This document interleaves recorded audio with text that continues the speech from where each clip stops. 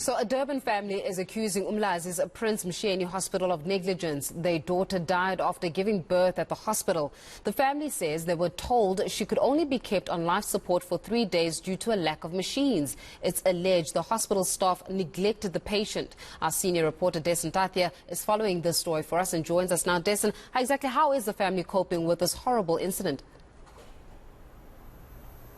It's unbelievably sad, Faith. So the family is not doing well at all. But beyond exactly what's happened to Umlazi and Mshiyeni, they're also now trying to understand why things went wrong. Because when she was admitted to that hospital on the 26th of December, things seemed fine. She was due to give birth on the 27th. That happened. She gave birth to a healthy baby girl. But it was within the next couple of days that things seemingly went wrong, because the family then received a phone call saying that she had injured herself, that she had injured her head, in fact, and that she was now in a bad way and had passed on. So there was some confusion around that, around them initially being told that she was no longer alive. But it turned out that she was unconscious at this stage and then was later placed on life support. And that, as you mentioned, was the last phase of her life. And the family says that they were told that she would only be kept on life support for 3 days and that the machine would then have to be switched off. Now, one of the problems here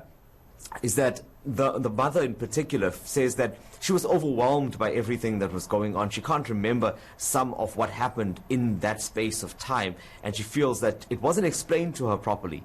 And she was called in eventually on Wednesday this week, and that's when they were told that the machine would be switched off and that they would wait for an hour to see if Umlazi actually regained consciousness. So the family right now really just wants one thing. They want answers from the hospital, because they feel that they were given too many different stories about exactly what happened. One of the stories that they were told was that she had had a seizure and that's what led to her falling down. Another was that she had injured herself by hitting her head, and that ultimately it had caused a brain injury, and that's why she passed away. And then when it comes to the health department, have they said anything? Well, the health department has responded to us, and they've done that with a caveat.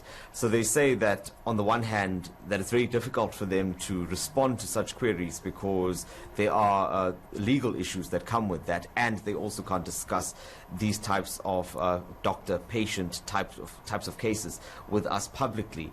And they further say that people like you and I and the family are not experts in this field, so we should not oversimplify these issues. So they've said that on the one hand. On the other hand, they say that they have been investigating this case and have made contact with the family.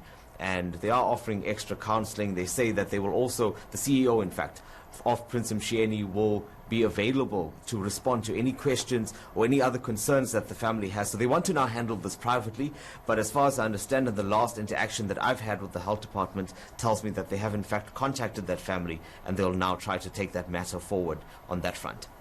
Well, it's not the first time, is it, Dasen, that we hear of some kind of negligence or accusations when it comes to public health facilities as well, whether public or private, and how some of the staff are mistreating the patients. But one wonders, will the family finally find closure, at least to know what happened to their daughter?